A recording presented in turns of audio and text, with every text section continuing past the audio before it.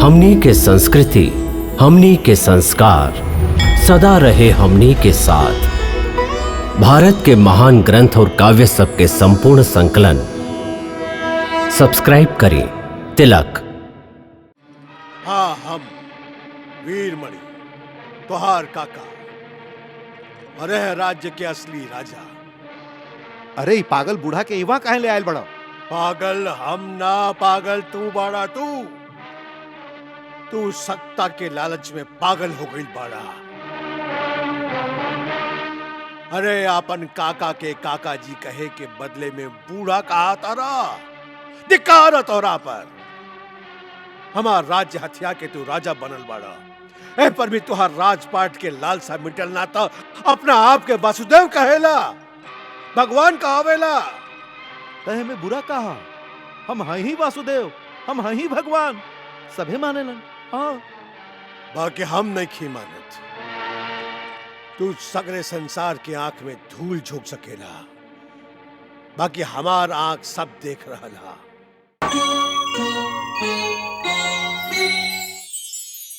पकड़ा पकड़ा ई पागल बूढ़ा के पकड़ा। अरे पकड़ा पकड़ा, कहाँ गलू बूढ़ा? पकड़ा पकड़ा पकड़ा ई पागल बुढ़वा के पकड़ा भाई। कहाँ गलू? भागे ना पावे, पकड़ा। महाराज, ई पागल भागे के प्रयास करत रहल, हम एकरा के पकड़ के ले आइल हैं।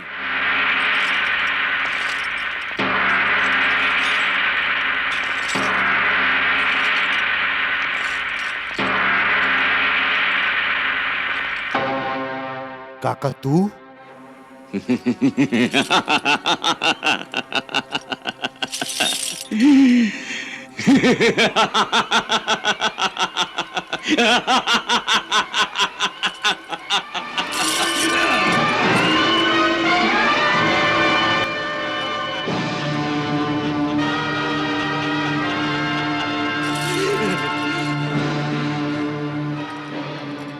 हाँ, हम वीरमणि तोहार काका और यह राज्य के असली राजा। अरे ई पागल बूढ़ा के इवा काहे ले आयल बड़ा? पागल हम ना, पागल तू बाड़ा। तू सत्ता के लालच में पागल हो गई बाड़ा।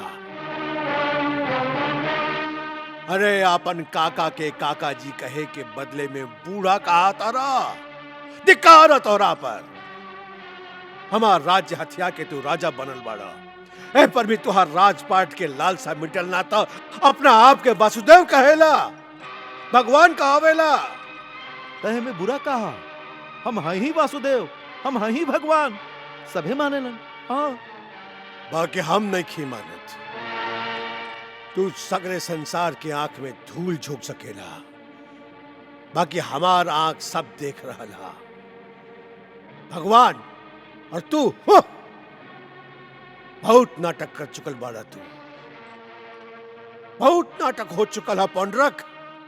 तू अपना आप के भगवान साबित करे खातिर का झूठा कहानी गढ़ला और अपना चैलन के द्वारा फैला रखले बाड़ा। हम सब जानत हई। कुब्जा के सुंदर बना दिला, आन्हर के आंख दे दिला और मरल सेना के जीवित कर दिला। अरे पाखंडी, तू एगो सेना के तका एगो चींटी तक के जीवित ना कर सकेला। अब ये ओ अभागिन माई के बेटा के तू जीवन ना दे सकला। तू का जीवन देवे, तू खाली मृत्यु दे सकेले, खाली मृत्यु और कुछ ना। वो भी यदि ईश्वर की इच्छा भइल ता, ना तो तू एगो चींटी तक के प्राण ना ले सकेले। अरे दुष्ट भतीजा, कब तक तू अपन प्रजा के डरा के, धमका के और लालच दे के अपना आप के वासुदेव कहावे पर विवश करवे? कब तक? तू पागल हो गई बड़ा बुढ़ाऊ। अरे पागलपन में ना मालूम काका अनाप शनाप बकतारा। ऐसे हम तो के इस जंजीर में बांध के रख ले हैं।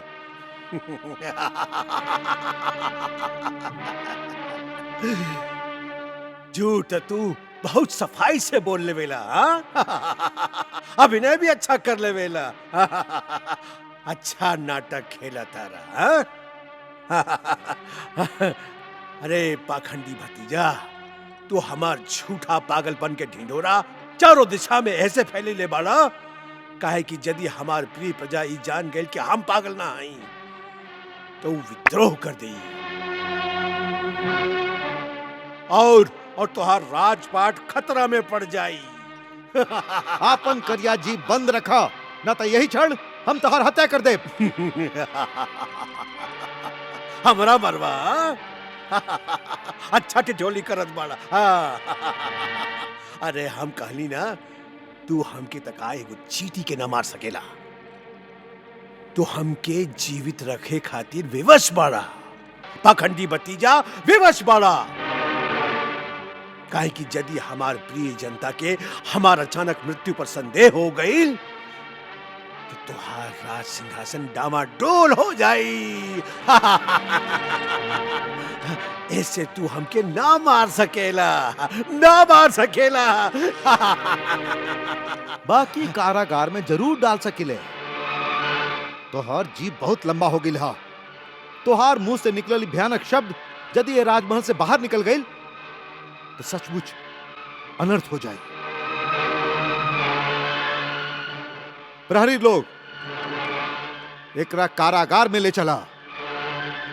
काका जी अब एकांत में विश्राम करी है। चली काका जी, हम आपके आपकर राज कक्ष में स्वयं छोड़ के आवत हैं। चली। यदि हमार ईश्वर के यह इच्छा है तो चला। बाकी याद रखिया, यदि भगवान श्री कृष्ण के ये इच्छा ना भई तो हम तुहार कारावास से कोनो पंछी के लेखा उड़ जाए। भगवान कृष्ण ले चला एक रखे।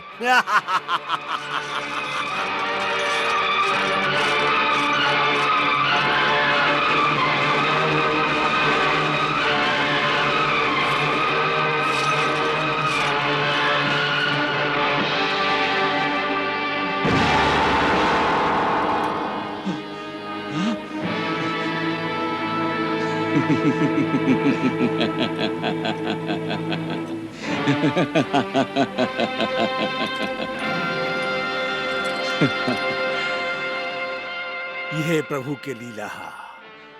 देख अपना आंख से दुराचारी।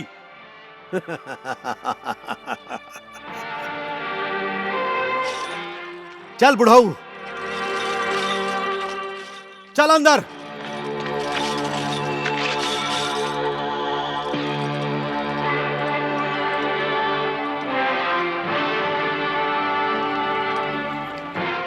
काका, अब तोहार यह प्रारब्ध है।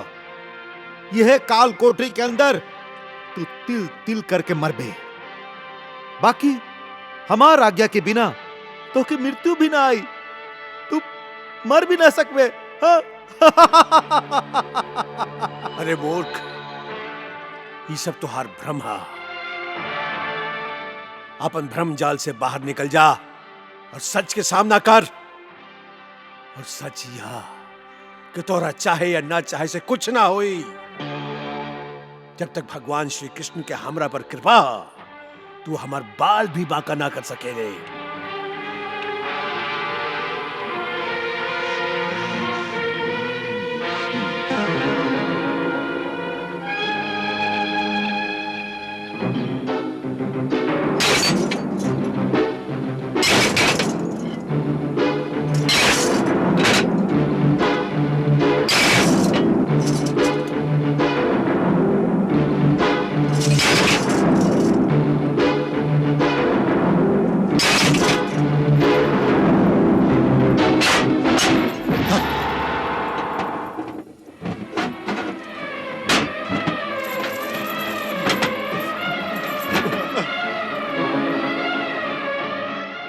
सैनिक लोग,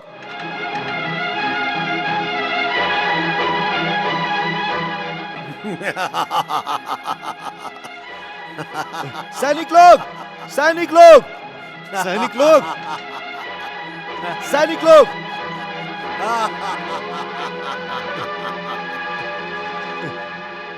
मूर्ख पौंड्रक, अब तो समझ जा भगवान वासुदेव श्री कृष्ण के संकेत के। वो तो के बार बार यह समझावे के प्रयास कर रहा है कि अपना आप के वासुदेव कहावे वाला झूठा तुहार यह प्रारब्ध होई। हाँ ना सैनिक लोग, द्वारपाल, कहवा मर गिला तू लोग? जल्दी करे, कहवा मर गिला तू लोग? अब तू हो कैदी बन गई बाड़ा, तो के अब यह काल कोठरी में हमरा संगे बंद रह के पड़ी। हाँ चुप चुप, ना तो यही छल तुहार जीप काट दे। चुप चुप चुप हमके ना, चुप तो का होके के पड़ी पौंड्रक तो के ना, तो भगवान के प्रकोप से तुहार जीवा कट के बाहर गिर जाई। हाँ सैनिक लोग, सैनिक लोग,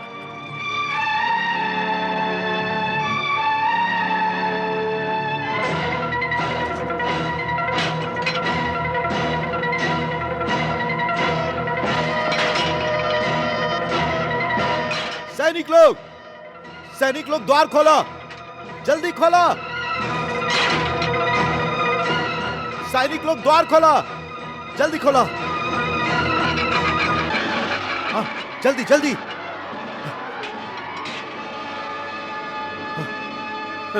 तू यह में मर पे बुढ़ाऊ, यह में मर पे तू। हाँ भाग गई। वाह प्रभु वाह, आप तो पांडरक के भी आपन लीला दिखा देली। कारागार में ओकर जैते ही सगरे द्वार अपने आप बंद हो गई। बाकी ओकर आंख फिर भी ना खुलल। हम ओकरा के बार बार स्पष्ट रूप से समझावे खातिर संकेत पर संकेत दे रहल हई। ओकरा के उ सीमा दिखा रहल हई जेमे उ घेराइल है और जेकरा के उ तोड़ के बाहर ना आ सकेला। कारागार के इस दरवाजा के बंद होखल यह बात के एगो उदाहरण है देवी। उस समय वो घबरा जरूर गई रहे प्रभु, ओकर सगरे सुध बुध वो भुला गई रहे। उस समय ओकर हालत एगो चूहा के लेखा रहे जे कौनो बिलाई के तेज नाखून वाला पंजा में आ गई होके। बाकी उ पंजा से मुक्ति पाते ही फिर पहले के लेखा फुदके लागल। भाई जी, सैनिक लोग के आदेश दी कि वीरमणि के कारागार से बाहर निकाल के हमरा पास ले आवे। हम ओकरा दंड दिहल चाहत हई। क्षमा करी वासुदेव, दंड तक कारागृह में ही दिहल जाला, फिर आप ओकरा बाहर खुला में काहे लावल चाहत हई? आपसे जे कहल गई हा वह करी। जाई। जय आज्ञा वासुदेव।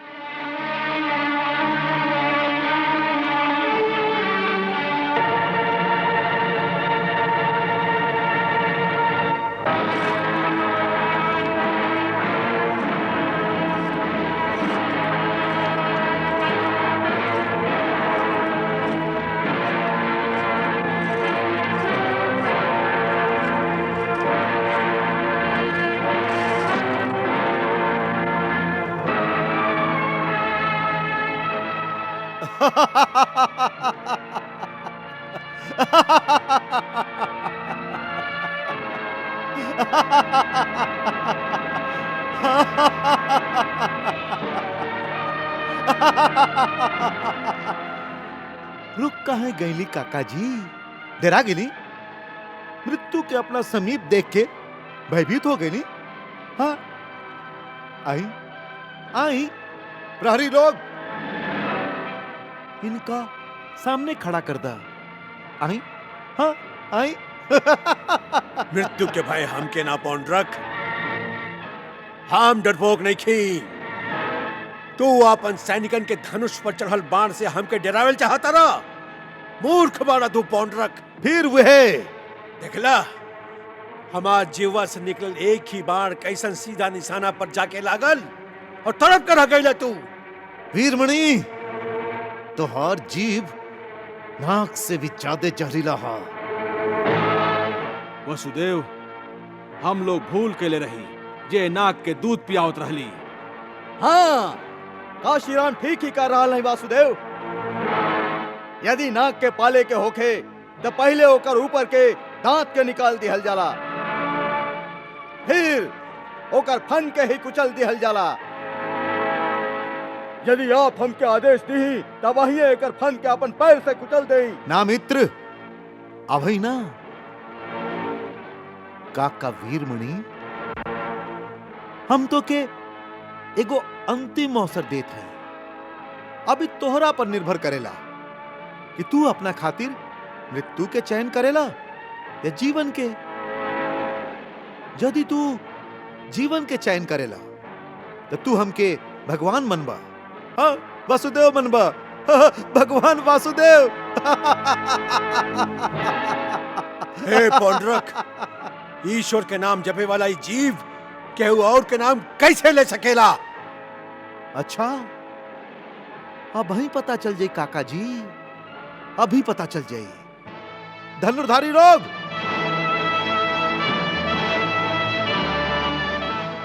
हम 3 बार कहा, यदि तू ना मनला तई वाण तो हर छाती में छेद कर दे। हाँ, तो हर छाती में छेद कर दे। हाँ, बोला वासुदेव पांडरक के जय। जय श्री कृष्ण। बोला वासुदेव पांडरक के जय। जय श्री कृष्ण। बोलो वासुदेव पांडरक के जय। जय श्री कृष्ण। बाण छोड़ा। ठहरो।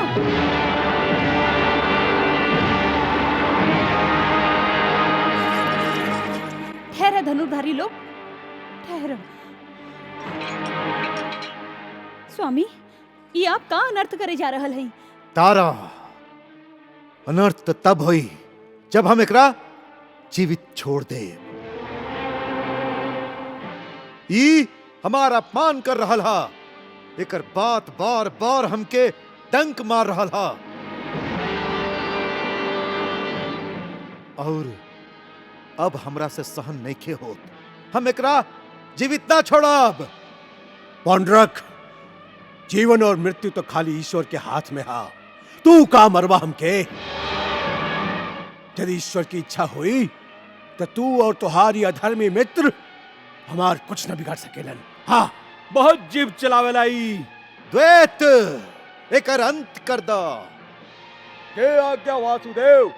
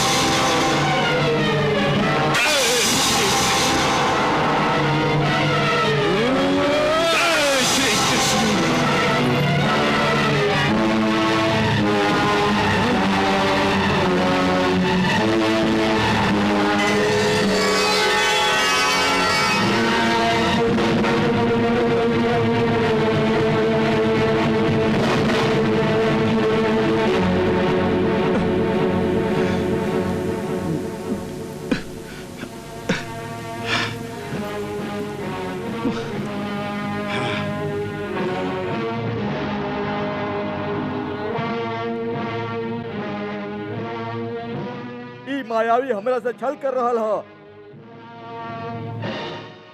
ई जरूर उ मायावी कृष्ण के माया हुई।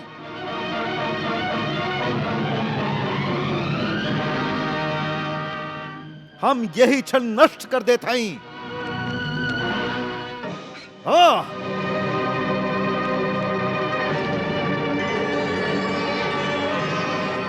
जय श्री कृष्ण। हाँ,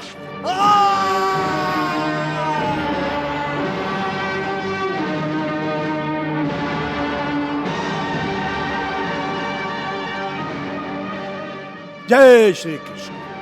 हाँ,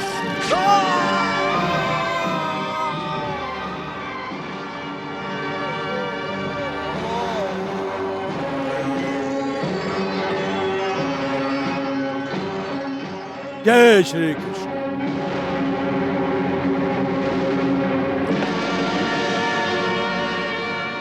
हाँ,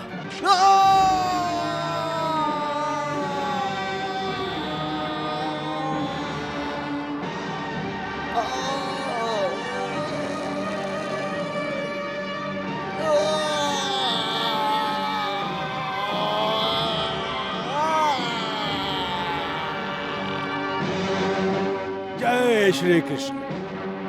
हाँ,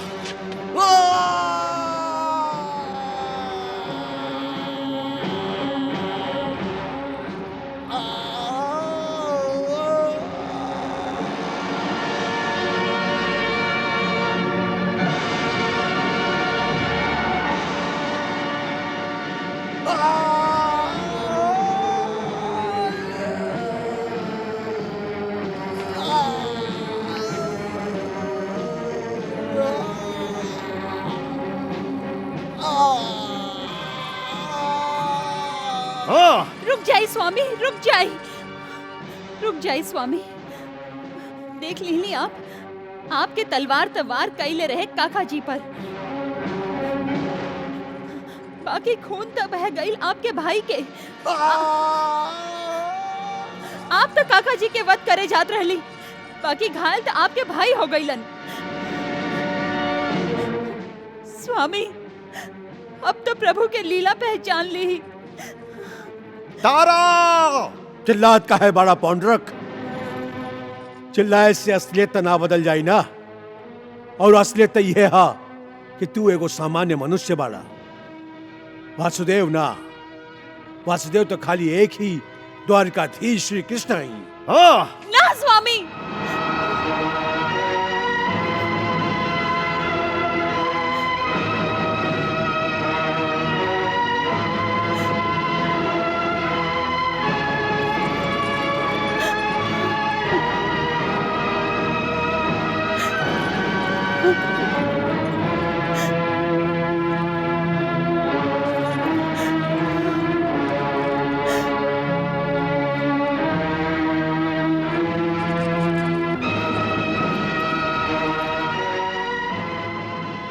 देख लेला पौंडरक, वासुदेव श्री कृष्ण तो के संकेत दिले हैं। यदि तू परमेश्वर के अपन शत्रु और प्रतिद्वंदी समझबा, तह में तुहार हानि हा। ऐसे पहले कि तुहार सर्वनाश हो जाए, संभल जा पौंडरक। वीरमणि, हम तो के जीवित न छोड़ब। हाँ,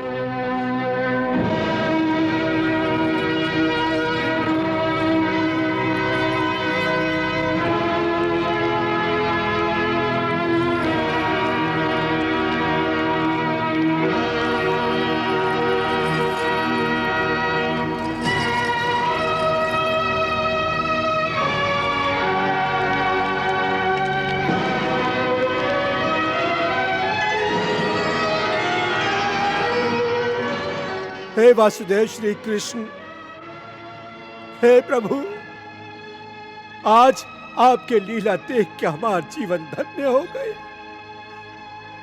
आप तो लोक के दिखा दिली भगवान, आप सिद्ध कर दिली कि हमार जैसन एगो तुच्छ सामान्य भक्त भी आपके कितना प्रिय है। हमार प्रणाम स्वीकार करी भगवान, हमार उद्धार करी वासुदेव। हे श्री कृष्ण, हमार भतीजा पौंडरक की क्षमा कर दी। ओह मूर्ख की क्षमा कर दी, कृपा निधान। क्षमा कर दे, क्षमा कर दे।